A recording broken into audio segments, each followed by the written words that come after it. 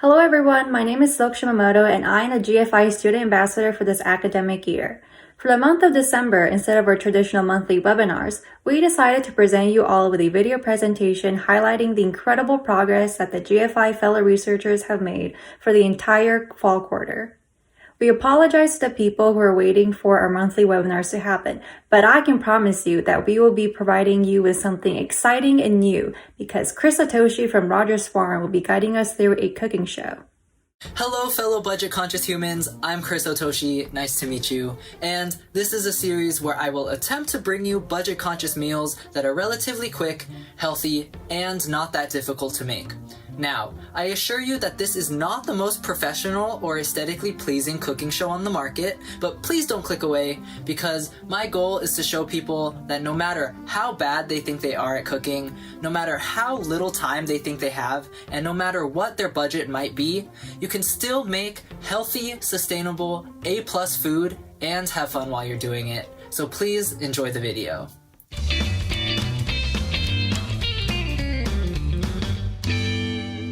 It's hard enough learning how to be an adult. Fellow students and young adults out there, I know finding an appropriate budget for food can be very stressful, and in this year in particular with the virus that shall not be named, your year may have been a lot harder than usual. Now we have entered the holiday season, but don't just bury yourself in some blankets and sleep the winter away because you think it's too expensive. Why not end this year on a high note? Even though you may not have been able to enjoy some of your favorite holiday traditions this year, I'm here to bring you a holiday meal on a budget to help build some festive cheer during these very strange times. Also, hi, I'm Chris Otoshi, nice to meet you, and holiday meal for 6 people for under $40. Let's get started. On the menu today, we have some lovely butter-basted roasted chicken with some garlic mashed potatoes, elevated box stuffing, onion-infused gravy, and some honey chili lime roasted Brussels sprouts. And then to end off the feast, we'll have some mini apple cinnamon cheesecakes. I know, it sounds fantastic. I'm impressed too.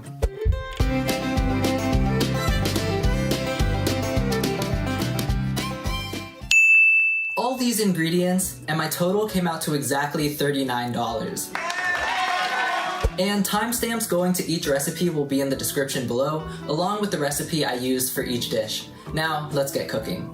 Hi, Future Chris here. I want to thank everyone in advance for bearing with me and my footage quality. Some things are very blurry, but we're learning, hopefully, and thanks for understanding. For the butter-basted roasted chicken, you'll need 6 pieces of chicken, about half a pound each, breast or thighs, honestly whatever is cheapest, it's just that cooking times may vary.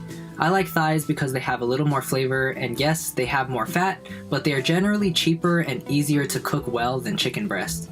Salt, pepper, garlic powder, paprika, 3/4 of a large yellow onion, and 3 tablespoons of unsalted butter.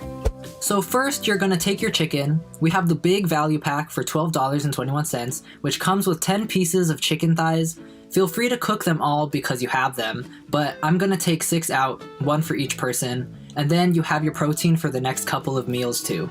I just put the extras in a Ziploc bag and squeezed the air out. You can either freeze this and it'll last for months, or refrigerate it if you plan to cook it in the next couple of days. Then you're gonna fill a bowl up with lukewarm water and add a good amount of salt because we're gonna brine the chicken. Not sure if this is necessary for thighs, but if you're using breast meat, I highly recommend this to make your chicken more juicy overall. And you're gonna let it soak for 15 minutes, up to 6 hours. Then preheat your oven to 450 degrees. And then take your onion, peel it, and chop off a quarter, which we will use later for the stuffing. And with the remaining 3/4, just cut it into strips and lay them into the pan that you will cook your chicken in. Next, take your brined chicken and some paper towels or a clean dishcloth and pat all your pieces dry. While you watch me dry some chicken, let me take a moment to discuss how budget this meal is. This meal comes out to be $6.50 per person. That's nearly half of what you would be paying for a standard university cafeteria dinner, and I think it's gonna taste a lot better. And the key to any cooking on a budget is taking advantage of sales. And while I made this banquet using things mainly at everyday prices, I strongly urge you to sign up for your grocery store's rewards program if they have one. I did my shopping at Vons, also known as Safeway, and I just put in my phone number and downloaded their mobile app. And then as I went through the aisles, I checked to see if things I was already buying had any coupons, Plus, you get to take advantage of their club prices without having to pay any additional fees. Win-win. Now, back to the chicken. Next, grab your butter and cut off 3 tablespoons, and then cut that chunk into 6 equal pieces. Then grab a chunk of butter and rub it all over both sides of your chicken. It will get quite messy, but it's worth it. Just make sure to wash your hands after because, raw chicken. Then grab the seasoning you will be using and make a spice rub. I'm using salt, pepper, paprika for some color and spice, and garlic powder because I really like garlic. But really just use whatever seasoning you like and have available at home. Then just sprinkle your seasoning onto both sides of your chicken. Then the chicken will go into the oven for about 25 minutes until the internal temperature is 160 degrees if you're fancy and have a meat thermometer. But for us common folk, you can just take a knife and cut into the thickest part of your chicken and check to make sure that it's not pink anymore. And here's what it looks like. Not a lot of color, but it's still gonna taste really good. And we're gonna top it with some gravy anyway, so it'll look super fancy. Then, very important, you wanna let your chicken rest for at least 10 minutes before eating so the juices can reabsorb into the meat. I transferred mine onto a separate plate to rest, and you'll see why a little later. And with that, your chicken is done. Next dish, honey chili lime Brussels sprouts. You'll need 2 pounds of Brussels sprouts, 3 tablespoons of almonds, 3 tablespoons of vegetable oil, salt, pepper, 1 to 2 tablespoons of honey or any other sugar that you might have in your house, 3 tablespoons of unsalted butter, the zest from half a lime, 2 tablespoons of fresh lime juice, and half a tablespoon of crushed red pepper flakes, or 1 to 2 of those packs that you get with your pizzas. So once again, oven to 450 degrees, then grab foil to line a baking tray and prep your Brussels sprouts for roasting. These are pre-washed and ready to go, so I'm just cutting them in half so they roast quicker. But if you have any small baby sprouts in your bag, just throw them on the baking tray hole.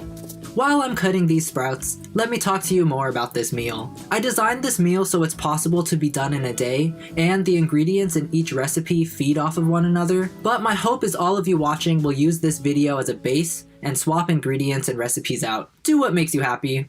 Don't like Brussels sprouts? Make your favorite green bean recipe. I'm just happy that you're even watching any part of this video. Okay, moving along. We're gonna pour 3 tablespoons of vegetable oil on and toss everything to get evenly coated. And then into the oven it goes for 15 minutes. While that's cooking, we're gonna take half a cup of almonds, a 1/4 cup for this recipe and a 1/4 cup for the stuffing, and rough chop the almonds. I was looking for pistachio-sized pieces of almonds, if that makes any sense. This bag was $2.99, and it was the cheapest nut option. Feel free to substitute. Pistachios or walnuts, also a good option, or just omit the nuts if you're allergic or just don't like them. Then on the stove at medium heat, take 3 tablespoons of unsalted butter and melt it. Once the butter starts foaming on the sides, add your almonds in and cook for 3 to 5 minutes until the almonds look and smell toasty or until your butter browns. Then take the almonds out of the butter onto a plate lined with paper towels to drain off excess grease, and let the almonds sit while we check on the Brussels sprouts. After 15 minutes in the oven, shake the Brussels sprouts so they don't get stuck to the foil, and return them to the oven for an additional 10 minutes while you make the sauce. Grab your lime and cut off a 1/4 to save for later, and juice the remaining 3/4. It should be about 2 tablespoons of juice, but don't worry if it's a little less.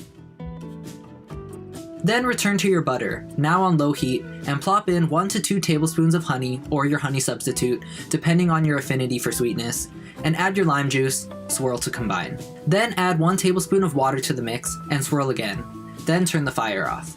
Now take your lime, which I should have zested before juicing, which I recommend you do, and zest with either a microplane or very carefully with a knife. Either way, make sure you get only the colored parts of the rind. The white pith layer is bitter, but having a little in there won't ruin the recipe. If using a knife, then finely chop your zest pieces, and you want to have at least 1.5 teaspoons of zest. Once your Brussels sprouts come out of the oven, they might look something like this. Nice and brown, but not burnt. Transfer them into a dish and add your lime zest, the toasted almonds, the red chili flakes, and your sauce, and toss it all together.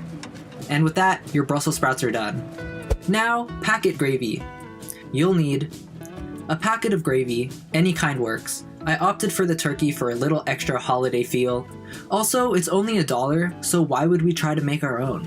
And an onion, which we cooked with our chicken earlier.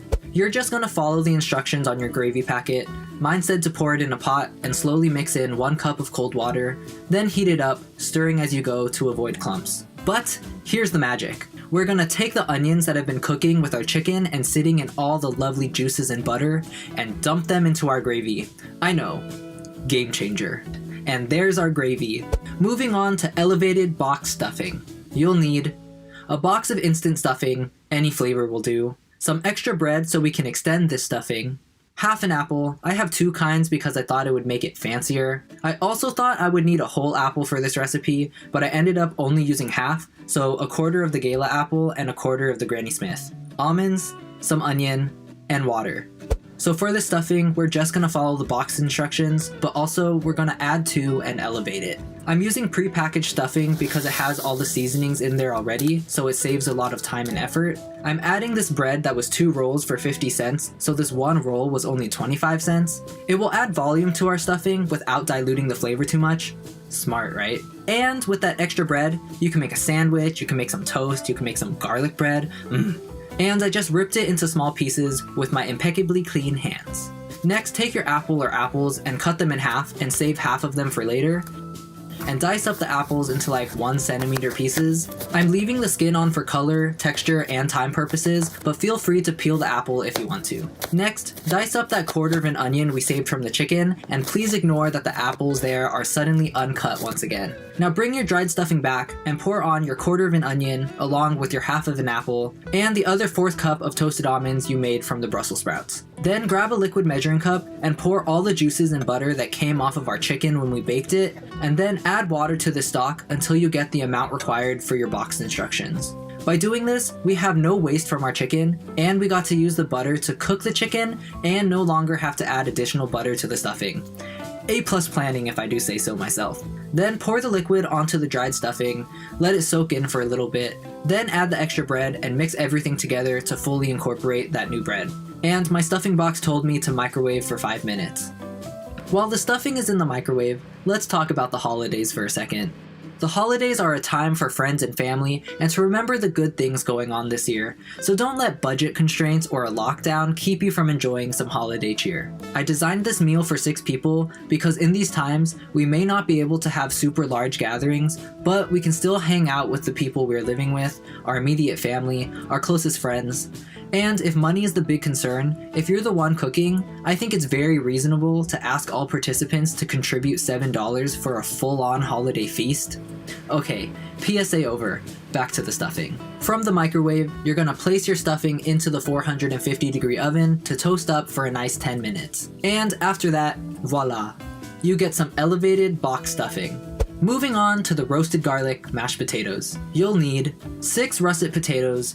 This bag came with double the amount for only $2.99, 5 tablespoons of unsalted butter, half a cup or 4 fluid ounces of heavy cream, a head of garlic, salt, and pepper. First, since we're using the oven at 450 degrees already, grab your garlic head and prepare it for roasting. We're gonna make a little foil boat, and then remove some of the papery skin off the garlic and chop off a little bit of the top. Save the garlic you chopped off to use in other meals you might be cooking soon. Then take 3 tablespoons of olive oil or vegetable oil and coat your garlic head. Then close up your foil boat into a foil ball and chuck your garlic into the oven for 45 minutes to an hour.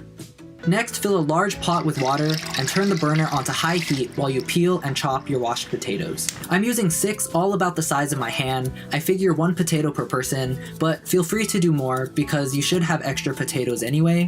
While I peel and chop these potatoes, let me discuss more of the genius behind this meal. Everything cooks at 450 degrees. No need to play around with the oven once you've started cooking. Additionally, you may think roasting garlic is a lot of work, but if you're gonna be making these other dishes anyway, while you're prepping and cooking everything else, the garlic just stays in a little corner of the oven, so by the time everything else is ready to go, so is your garlic, and the flavor it adds, oof, top notch.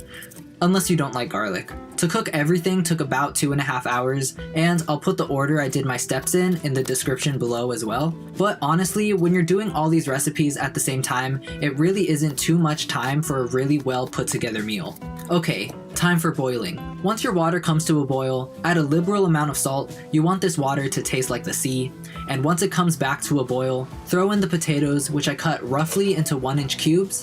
You can also throw peeled garlic cloves in here instead of roasting it if you want to. Then after 15 minutes, check the doneness of your potatoes with a fork. If they break in half, you're ready to go. You shouldn't feel much resistance, but if you do, let the potatoes boil for another 5 minutes. Then strain and place your potatoes back in the pot. If you boiled your garlic, leave those in with the potatoes too. If you roasted your garlic, check it and take it out of the oven. I cooked mine for a bit too long, but luckily garlic is rather forgiving, and I just cut off the burnt bits and extracted the rest of the tender little garlic cloves. Ideally, you want 6 cloves of garlic to make it into your potatoes. Then we're gonna mash the potatoes. I don't know what this angle is, but I threw in 4 of the 5 tablespoons of butter, along with half a cup of heavy cream and all the roasted garlic, along with salt and pepper to taste. Use a masher if you have one, or a large spoon, or any other clean item that you think would work well for mashing purposes. And voila! We have our garlic mashed potatoes, and remember that tablespoon of butter we saved? We're gonna use that for garnishing. And finally, dessert time. Apple cinnamon cheesecake. And I should note that if you choose to make these, you can do so the night before or the morning of, because they need approximately 4 hours of cooling time before you eat them. For the crust, you'll need a box of Ritz crackers. I got low sodium. Also, they were having a sale where this box was only 97 cents. Other recipes use graham crackers. I've used Nilla wafers before as well. There's a lot of options here, but today we're gonna use Ritz crackers. 3 tablespoons of brown sugar if you have it in your pantry. A combo of white sugar and honey or maple syrup would work also, or really just any sweetener you have. And 5 tablespoons of unsalted butter. For the filling, you'll need an 8-ounce pack of cream cheese, 1 egg from the pantry, a 1/4 cup of heavy cream, or you could use half and half. If you have sour cream instead, that would also work, but if you don't, we're going to use half a teaspoon of apple cider vinegar for that tang. White vinegar will also work, but I figured apple topping, apple cider vinegar, and I had some in my house anyway. Half a teaspoon of vanilla extract, and we'll also need some more sugar, about 1/4 cup. For the topping, you'll need sugar again, only a couple tablespoons, 1 whole apple, I'll be using half of the Gala apple and half of the Granny Smith, cinnamon, hopefully you have some in your pantry, and 1/4 lime. First, take out all your ingredients because some things need to get to room temperature before you use them. Then, take your butter and cut off 5 tablespoons, and then cut that block into smaller blocks so it can melt easier, and plop it in the microwave for a minute or until all the butter is melted. Next, we need 1½ cups of crushed Ritz crackers, so I'm taking 2 rolls from the box, and each roll will yield approximately 1 cup of crushed bits, and placing them into a Ziploc bag and crushing the crackers with anything I can find. You can use a water bottle, your fingers, the measuring cup. You're looking for the texture of a coarse sandy beach. Then combine your 1½ cups of Ritz with your butter and add 3 tablespoons of whatever sugar you got. I'm using brown sugar, and mix everything up. Then take a muffin pan, and if you have cupcake liners, use them. If not, take your butter wrapper or some cooking spray or oil and grease your pan. And then take your crust mix, which should have the texture of wet sand now. If not, add a tablespoon more of butter, and pack in 2 to 2½ tablespoons of the mixture into each hole. Then take your spoon or your fingers and really compact the crust so when it bakes, it becomes nice and cohesive. Then preheat your oven to 350 degrees and begin working on your filling. Take your package of cream cheese, which should now be room temperature, put it in the bowl, and use an electric mixer or a whisk to break it apart into a relatively smooth consistency. Then add your heavy cream and apple cider vinegar and mix again to incorporate.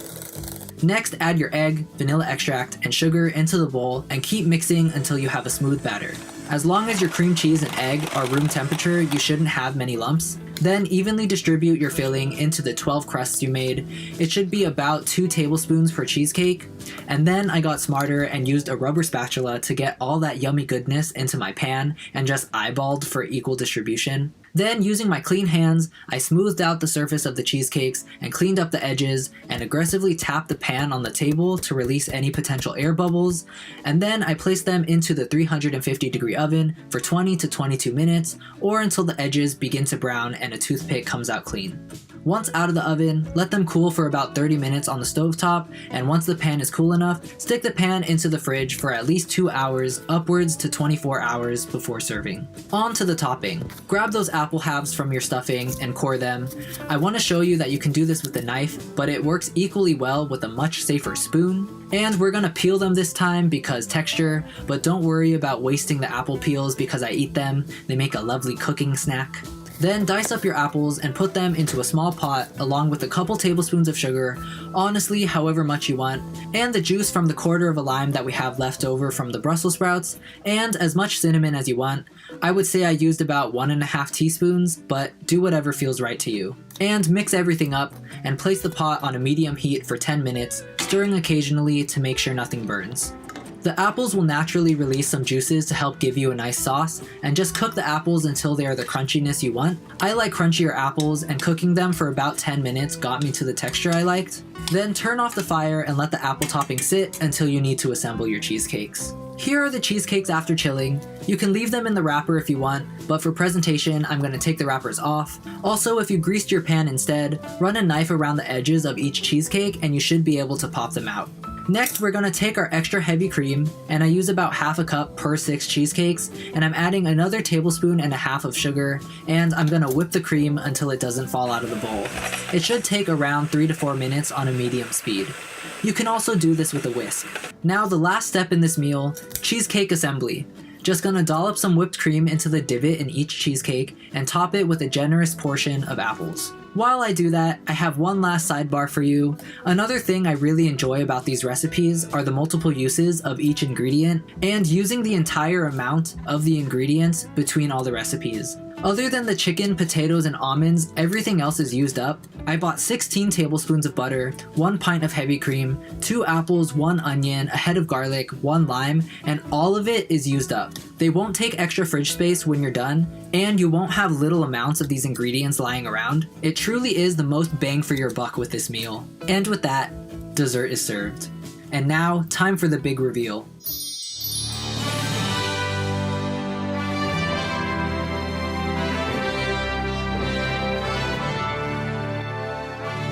There everything is. I happen to have basil and green onions growing at home, and I used them for an extra pop of color to garnish some things to further the fancy quality. But no sweat if you don't have them, the flavor of the dishes will still be the same. And here's what one portion will look like. The chicken is nicely cooked and tender, with the gravy giving extra indulgence and textural contrast with the onions. The mashed potatoes have a lovely roasted garlic undertone and are really rich and creamy. The Brussels sprouts pack a nice sweetness and acidity that balances out the heaviness of everything else on the plate. And the stuffing has nice textural contrast with the crunch from the apples, onions, almonds, and toasted bits. I'm not a master chef or anything, but I give this meal a solid 10 out of 10. It isn't the easiest meal to make, and I would place it at a nice intermediate level of cooking just because there's a lot of moving parts, but if you're up for the challenge, I think this holiday meal is very doable and well worth the effort. And don't think I forgot about dessert. I think they're really cute, and I love the apple cinnamon combo, and the apples still had a nice crispness to them. The crust worked out surprisingly well. It's actually not too salty, and by making the whipped cream sweeter than normal, it balances out really nicely. And the textural difference between the dense cheesecake and the fluffy whipped cream, oh, so good. If you couldn't tell, I really like my desserts. But on that note, this concludes my holiday meal on a budget. I hope I've given y'all some ideas to add some holiday cheer into your year without having to break the bank. I know this doesn't sit as the healthiest meal in the world, but one, look at all those vegetables and apples. I mean, that's all you need to keep the doctor away, right? And second, it's the holidays. It's the time of the year to just indulge and treat yourself. If you enjoyed this holiday meal on a budget, or would like to see more budget-conscious meals in the future, please press the thumbs up and subscribe to the channel to let us know. And comment any of your suggestions for ingredients or types of food you want to see cool recipes for. And thanks for watching, and I'll see y'all next time.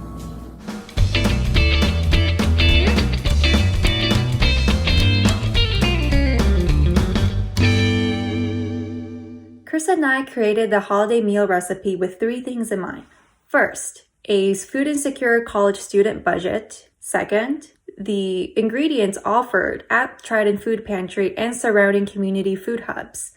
And third, and most important, the nutritional value that each ingredient contains. Without further ado, I'd like to introduce Chris Taruc and Janelle Manzano, our GFI fellow researchers for the academic year. I hope you enjoy. Hi everyone, my name is Janelle Manzano. I'm a second year MPH student here at UCSD, and I'm one of the campus's GFI fellows for this school year. My concentration is in health behavior, and something to know about my project this year is that my interests lie between child nutrition and sustainable food systems, and my goal is to find interconnections between the both. Specifically in my project, the theme is kind of finding ways how education around not just nutrition, but also food systems and knowing where your food comes from and kind of how it affects the earth and the environment, and how that can lead to, changing your dietary behaviors. Henceforth, that's why I'm having my concentration of public health in health behavior. A little bit about myself. I am a UC Davis alum, and there I studied clinical nutrition, and I graduated back in 2017. So I have a nutrition background in that sense. In addition, I wanted to just mention that I work with San Diego Unified currently. This kind of relates to my project later on. But my role with them is with food and nutrition services, and I work as a farm to school program specialist. So what I do is I do a lot of nutrition ed, as you can see in this middle photo right here. This is at Ocean Beach Elementary with some kiddos, where I teach basic nutrition lessons. I also do taste testings. This is a falafel tasting we did a couple years ago. And then I help out with school gardens and helping school gardens connect back to the cafeteria. And here is a kid, a middle school kid. He grew some beets and some radishes, and we were able to put that in their salad kits and salad bars at their school site. So that's a little bit about my background, what I'm studying, and how it kind of connects back to my project, which I'll talk about a little bit. Before I get into that, I just wanted to explain what Farm to School is, because it kind of connects again with my interests and how it parallels with my project. But Farm to School, there's 3 core elements to it. Education, you saw me teaching in that last photo right there. School gardens, I support them in different ways. Whether it's, what I showed you, like finding connections for the school-grown produce to be put in the cafeteria and on the menu. And then San Diego Unified, it's really awesome. Our food nutrition services is really, really active in the farm to school movement, and we are committed to procuring or purchasing more local foods from California or even San Diego farmers to give the kiddos the freshest meals possible on their menus. So that's a little bit about Farm to School, and that's kind of also kind of where my goals kind of lay, and my interest for my upcoming project is, paralleled with. So I'll start off talking about my original project idea.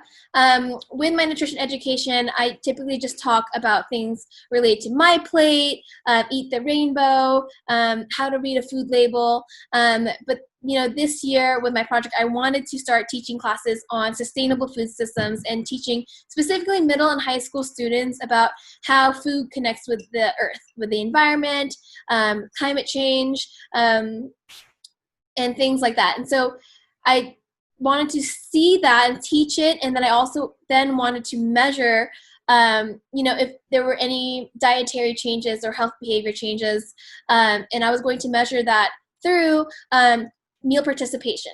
So meal participation in food services is a big, big deal. It not only helps bring revenue into the school cafeteria, so we could continue purchasing things like organic foods or from small farmers whose produce and product is a little bit more expensive. So meal participation is super important. And another thing that's important to us, and we've gained a lot more interest, is having more plant-based vegetarian options on the menu. And so you can see here we have a 3-bean chili. We started putting our spaghetti with a side of beans, and then we also started blending our burgers with mushrooms to decrease the amount of red meat consumption as well.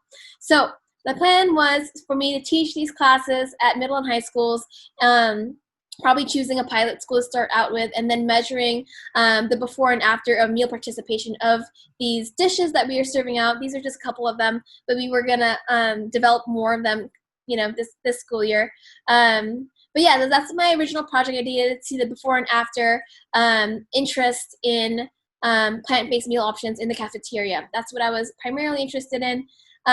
So the spark of this was generally, in the past several years of teaching middle and high school students, I've seen such a grow in interest in climate change movement.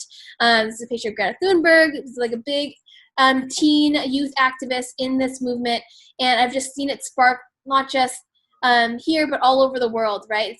definitely a big movement for the youth. And I love that. And I think I wanted to connect that activism back with, nutrition. This is something that they can do right now. They might not be able to vote. They might not be able to totally make a lot of choices just yet if they can't vote in our country, but they can decide on what they eat. And one place they decide where they eat is in the cafeteria and whatnot. So I just see this very popular movement, and I see it in San Diego. So here are some examples of some San Diego Unified High School students.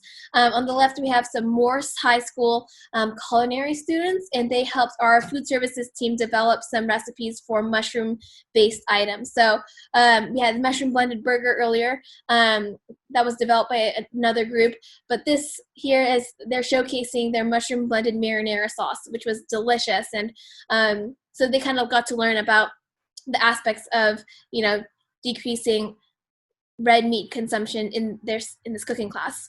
On the right, we have Claremont High School. This is their garden club. And again, I support school gardens, and one of the projects that was being done here was starting a cafe to compost program.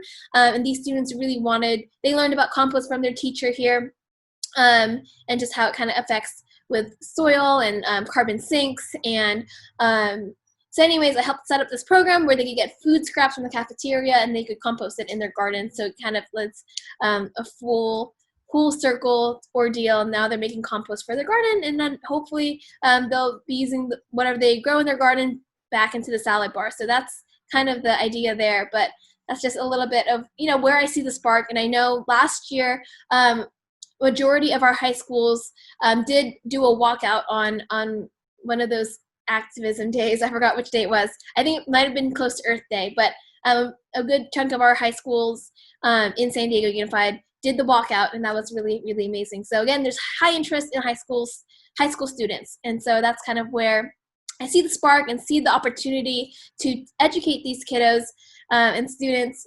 about, you're interested in climate change and cooking and composting, but how does it affect you and your choices when you're making a meal or deciding on what to eat for the day? So due to COVID, I had to pivot. Obviously, I'm not doing those assemblies that you saw, or visiting gardens, or visiting classroom to classroom on nutrition education right now. Most of my classes are online that I do with the students. In addition, our food services had to put a pause on those plant-based meal items that we wanted to roll out this school year, so I wouldn't have been able to, measure the before and after of meal participation. So I've talked to some mentors, and something that we landed on was that I could create a policy brief answering the question on what are the limitations of climate change and environmental education with nutrition education. For example, SNAP Ed has great nutrition ed resources talking about things like My Plate and eating more fruits and vegetables, but there's not a lot of education from where the food comes from and how it's grown and the whole food systems interacting with it. Vice versa, environmental education, maybe talking about the oceans, sustainable oceans, and cleaning up the oceans and the trees and giving that life, and outdoor education, but how does that connect back into the farming practices and back to food and nutrition as well. I want to find the limitations here, because I see a potential of connecting the both into really holistic lessons for kids and students out there. And yeah, so looking at what the possible intersections are between the two is kind of what my brief and policy brief will be, that I'll be writing, will be talking about. So here's my task timeline. This past fall quarter kind of had a slow start, trying to figure out what my new project will be. But now that I figured it out, what I've been doing this past fall quarter is researching education organizations that I want to outreach to. I'm going to primarily outreach to California organizations that are, and I'll show you a picture of those organizations. I have some listed in the next slide. I created interview guides on what kind of questions I want to ask them when I interview them. Due to the holidays and the end of the year, I decided to wait until after the holidays and beginning of the winter quarter to schedule these interviews. So you can see that here at the beginning of winter quarter. And then from these interviews, I'll collect and analyze the strengths, limitations, and future goals of these different organizations. And then come by the end of winter quarter and the beginning of spring quarter, start developing suggestions and looking at policy recommendations and funding opportunities for these organizations so that they can holistically make their resources, whatever, if they're nutrition or an environmental organization, and how they can make it, more cohesive. By the spring quarter, I'll be writing up my brief and then sharing my brief with those organizations and, talking about the suggestions that I have and seeing and just having more discussions with these organizations about my findings. So that's my project. Here's some of the organizations that I plan to reach out to. Luckily, I am able to contact some of these folks because I already worked with them through my job with San Diego Unified, which is awesome, and I already have some good connections there. And some of these have been suggested by different people in the community, and a couple of these were suggested even by other GFI fellows. And so, yeah, I'm looking for more folks to contact. This is just portion of the list that I was able to find logos for, I guess, and was able to fit. So yeah, if you have suggestions on who I can contact further, here's my email address. I'm happy to, hear from you, suggestions, comments about what my project is all about. If you have suggestions, again, of who I can contact further, that kind of connects and relates to my project, I'd love to hear and would love to connect with them. So yeah, thank you all for listening to my presentation and what my research project is for the GFI, and I look forward to presenting later on and talk more about my progress this upcoming school year. Thank you. Hi everyone, my name is Christian Taruc and I'm one of the GFI Research Fellows for the San Diego chapter. Before I introduce you all to my aquaponics system, I want to briefly talk about why I chose this particular project. So prior to the start of this project, or really this quarter, my original plan was to design and build a vermiponics system. At the time, I had very limited knowledge on how such a system would work, and my only knowledge at the time was that I just knew it was the integration between aquaponics and vermiculture. And I knew how both technologies worked. It's just that combining them into a single technological concept was a little bit overarching for me given my low knowledge at the time. So, and additionally, I'm also working on 2 other research projects under a different internship. So, with my lack of knowledge of how a vermiponic system would work, it was just not suitable for me. So I had to, go back to the drawing board, find a suitable project that, not only fits my course load, but also allows me to adapt to working around 3 projects simultaneously. So, moving on to my aquaponics system. Okay, so transitioning to where my aquaponics system will be. I'm currently at Ocean View Growing Grounds, which is located a little bit down south in San Diego. So this area is about 20 feet long, and I'd say about like 12 to 15 feet wide. So here I have my fish tank, my barrels for the filtration, and my DWC canals. So the aquaponics system I'm attempting to build is different than the one at Rogers in the sense that it doesn't use media beds. This aquaponics system is built in a way that it gives similarities to that of a deep water culture system. Basically, the difference is that the media bed form of aquaponics uses containers filled with rock media, such as hydrogen, to support the root of the plants. And also the bed is flooded and drained of nutrient-rich water to give the plants the nutrients and oxygen they need. And so the media acts as both a mechanical and biofilter to capture and break down waste. And for a deep water culture system, this method uses floating rafts. Usually you would use polystyrene, but right now I don't have it. But usually you would place it on top of these DWC canals to suspend the plant roots into like nutrient-rich and aerated water. And the plant roots float directly into a pool of water about like 1 foot in depth. And the DWC canal is just that. It has the right depth. So, what else? And because there's no media to capture and process the solid waste, it's important that we apply filtration techniques, which is why we have these barrels over here. And I'm going to be talking about them just in a bit. So these 200-liter blue barrels, or if we're thinking in gallons, it's about 52 gallons. These are responsible for the filtration to take place. So the water that flows through these filtration barrels flows by gravity from the fish tank, which I'll be using this IBC tank as a reservoir for the fish.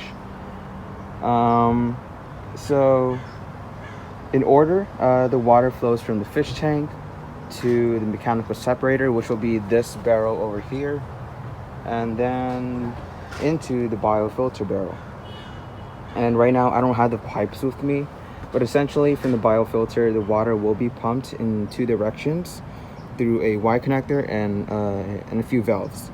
So some of the water will go back to the fish tank over here, and the remaining water will be distributed equivalently through the canals. So the water that goes back to the fish tank will cause the fish tank to overflow through the exit pipe, and it'll go back into the mechanical filter, and this would complete the water cycle.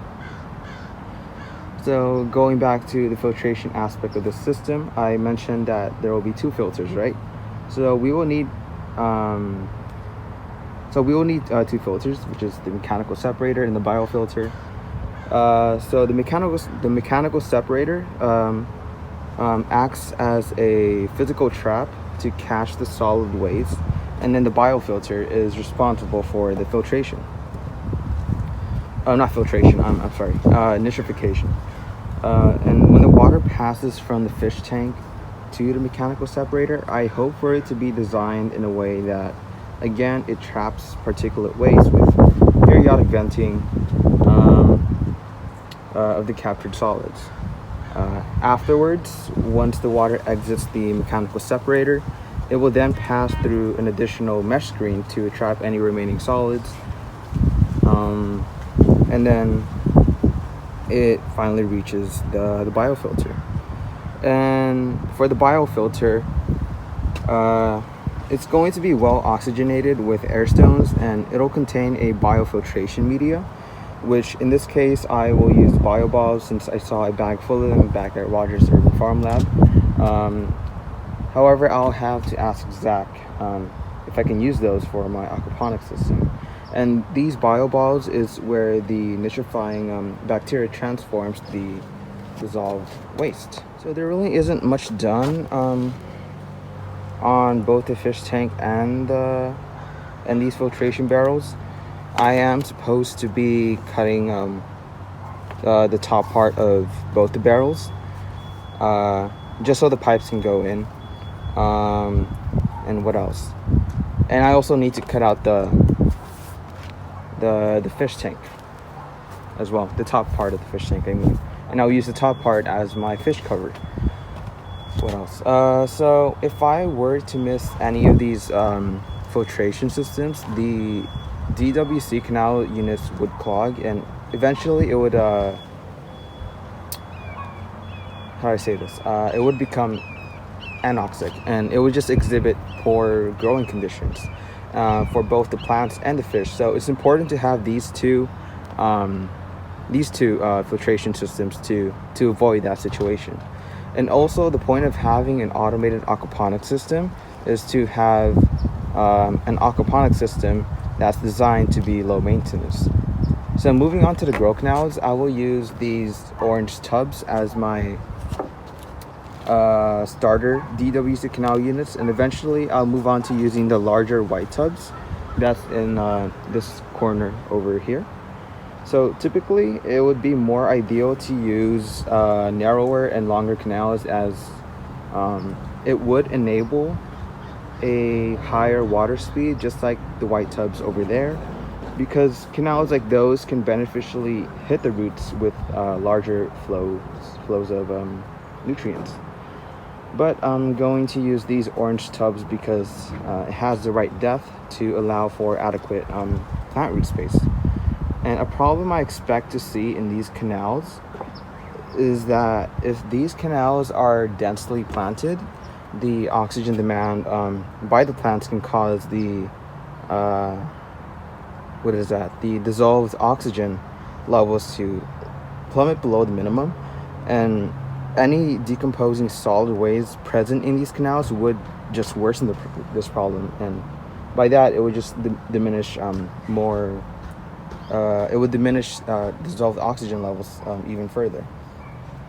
And so how I plan to tackle this problem is having an aeration present in these canals, and I would do this by placing several small air stones in the canals, and doing this would release air precisely about,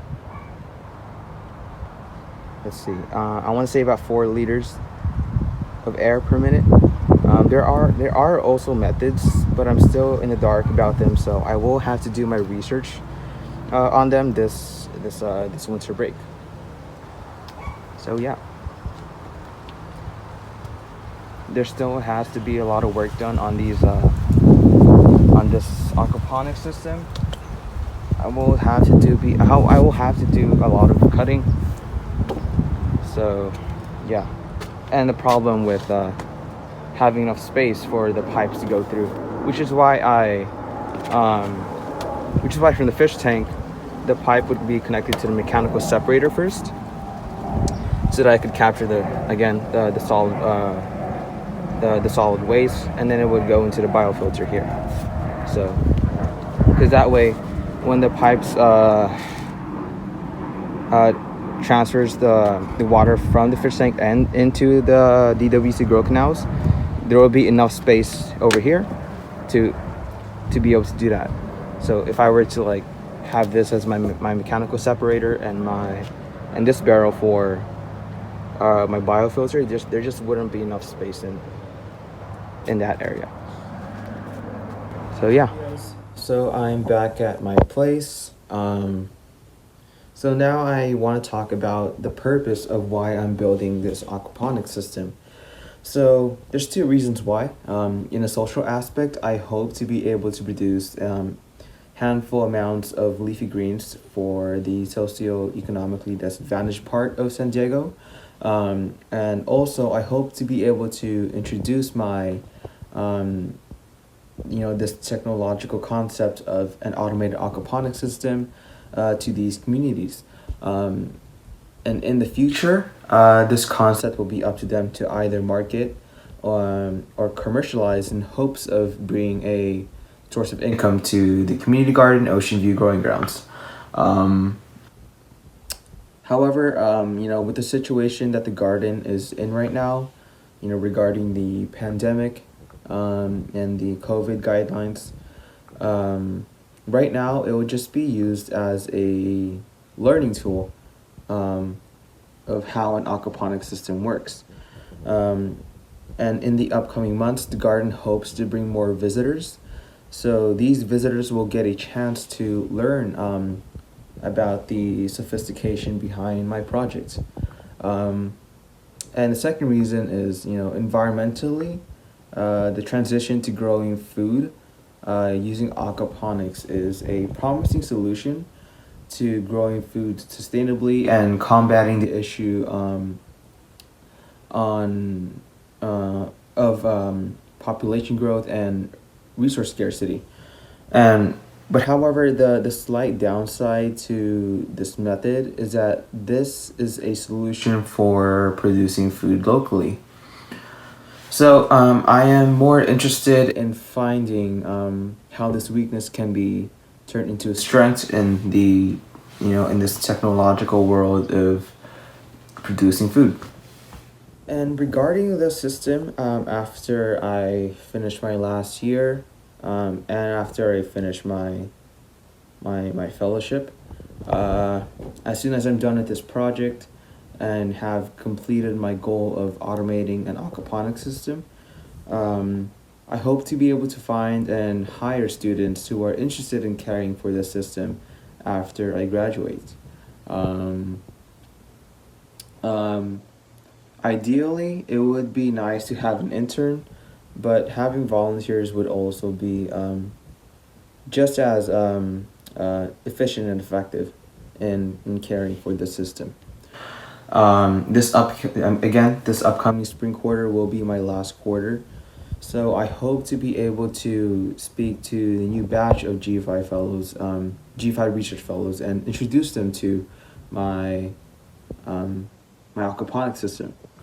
And given that this system is only going to be used for educational purposes for the time being, I hope to be able.